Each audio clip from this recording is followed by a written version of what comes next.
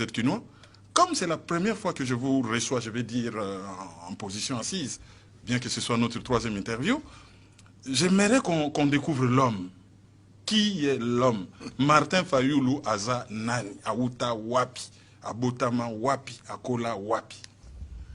Martin Fayulu Aza Mwana Kisasa. Abotami na Kisasa na hôpital général. Martin Fayulu abotami na Njili. Na quartier 5 na Menkao na Njili.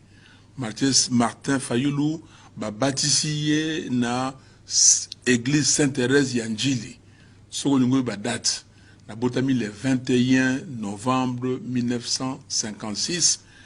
Baptisi ngai le 8 février 1957 na Sainte-Thérèse. Donc, mais Martin Fayulu a dit qu'il nous parce qu'avant dit partout. Na botami na Njili, to mokete, papa na maman bakabwani, to kena matete na banunu, to longwe na banunu, avant na bande classe na kena Lemba, na bandi école primaire na Lemba, ok? Na longwe na bandi école primaire na Lemba, et puis na longwe na Lemba na kena Ngaba, et na zongili, na kesu na Njili, na sali parti mususu école na Njili, na zongili mususu na Lemba, na silisi école primaire na école presbytérienne ya Lemba.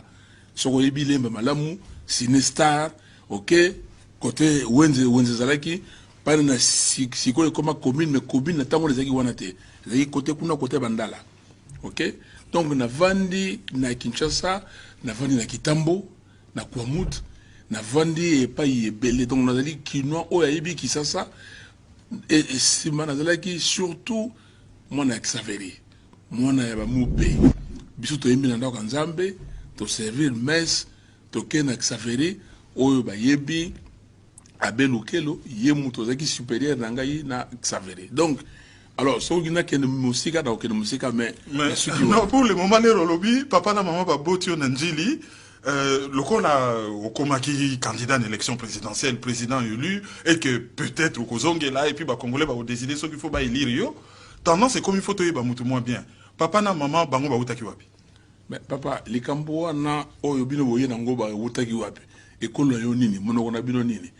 Papa na mama, papa na ngai azali batu yo so lingi ya pa awuti na Kwilu, awuti na Bagata, na Fatundu. OK? Pa imboka na ye ezali ikuna. Donc ce qui moto alingi akende ayiba pa bakunda papa na recollecter cimetière na mboka na ye. OK? Donc papa na maman eloko ya bien bande kuna bongo bazali. Lekio ya mwasi ya tata na ngai azali lo na Ngaba ceux qui bolingi na lobaka ngote parce que ba mnou le sakaté. Ba lobaka na français qui se sent morveux c'est mouche.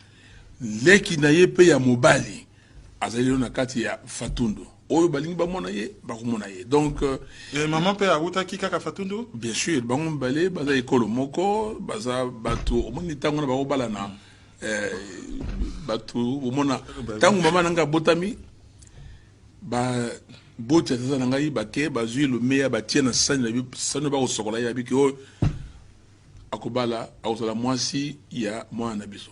Voilà. Okay? Bon, balani baboti bana mwambe tozaki mwambe na libota misato bakufa batika biso lokola pe papa na mama bakende totika la mitano. Donc naza na bandeko misusu bayebi bango o bazaka na Lyon.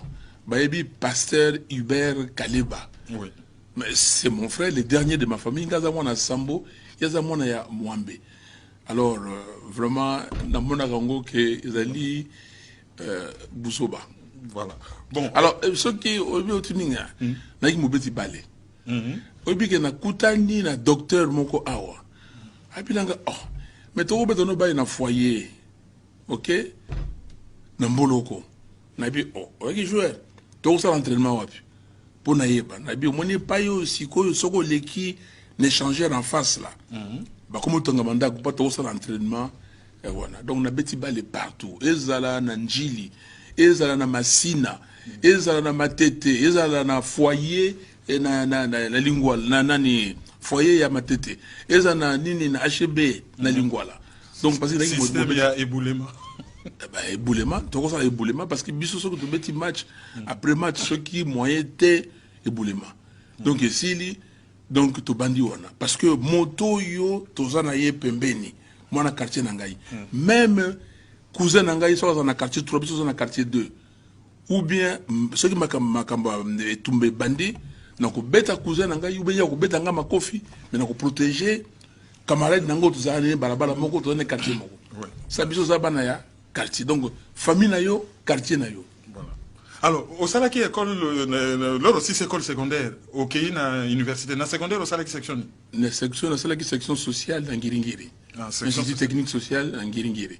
Alors, quand on a sali école secondaire, j'étais l'un des meilleurs pourcentages de l'école Nabiso. Mais dans na Kinshasa. Pour moi, il fallait attendre na université de Kinshasa. Donc, je suis unique. Dans na Biso, on a un formulaire, ça a 3 choix. Choix dans le polytechnique, il y a mis balai économie, il y a mis ça tout médecine parce que ma mère me disait moi nanga faut ça comme docteur bon mais n'habité que parce que dans bien très bon en mathématiques. Tango ba nini ba résultat bimi comme nanga bimité. Mais ndengeni oh non siko ekomi ba komi ko sala bateau yo baza originaire ya boyer baza na ciment il faut quota voilà na chômé. Quand on a chômé, mes parents, surtout mes sœurs et mon frère, ont dit que non, on va chômer, on a un poteau, donc on a chômé à Neuroya, Kende Poto. C'est comme ça que moi je suis venu à Paris. À Paris, à Oua, allez, Nabi, bon, deuxième choix d'Angaï, parce que Polytechnique est comme qui est un peu compliqué. Deuxième choix d'Angaï, économie, j'ai fait l'économie. Pour aller matheux, hein? Voilà, j'ai fait économie, mais économie, mathématiques, parce que c'était. Je peux vous dire beaucoup plus. Tu sais que nous étions à l'amphi quand on a commencé au mois d'octobre. À Paris. À Créteil. Créteil, c'est une très belle bonne université. Voilà, et j'étais là-bas, quand on était à la fac, la première année, nous étions à peu près 1500 en amphi. Après, janvier, on a abandonné partiel, le Tchekali 1200. Et quand on a fait l'examen, donc première session de Gobengaka, nous sommes passés à 26. 26, c'est le 1200 là. Et j'étais parmi les 26. Et le seul noir. OK? Donc, parce que c'était très, très, très mathématique. Et ma formation, je l'ai dit ça, je l'ai dit pourquoi? Pour dire qu'on était très bien formés à Kinshasa. Nos écoles formées. Donc, on a Yawa, première année, première session. Pas que première session, mais là où sur 1200, il y a 26 qui passent et je suis parmi. Voilà. Et après, quand vous avez diplôme, vous avez une licence en économie. À l'époque, j'ai une maîtrise. Diplôme d'études générales universitaires. Voilà, licence. Après, maîtrise. Quand on a eu maîtrise, Sikoyo, on a fait le concours pour la école de commerce. Et j'ai fait les concours. J'ai visé ISA, Institut supérieur des affaires, ou une école qui devait amener les étudiants aux États-Unis. Alors donc, j'ai eu IEG, Institut supérieur de gestion. J'ai passé les premiers concours. Parce que Ngaïtan n'a eu que ça là, n'a eu que Tangawa. Ce qui n'a sélicité n'a fin mai au sixième examen, n'a que Suisse pour n'a que ça là, vacances avec étudiants et tout ça. Parce que là-bas on payait bien. Là-bas au foot, sans amoko, c'est comme si tu avais travaillé 3 mois à Paris. Oui. Alors donc, n'a que ça là, n'a zongi n'a sali concours, n'a IEG, avant n'a concours mususu. Mais par résultat, IEG Bimi, et j'ai été reçu. Donc c'est comme ça que j'ai fait ce 3e cycle de gestion à cette école, dans l'Institut supérieur de gestion de Paris. Et là, c'est cette école, grâce à cette école, que je suis parti continuer aux États-Unis. Aux États-Unis, c'était où exactement? À San Francisco. San Francisco pour un autre MBA. Voilà. Et une question, vous allez marier, vous allez nabana, maman et sœur, beaucoup de temps na université.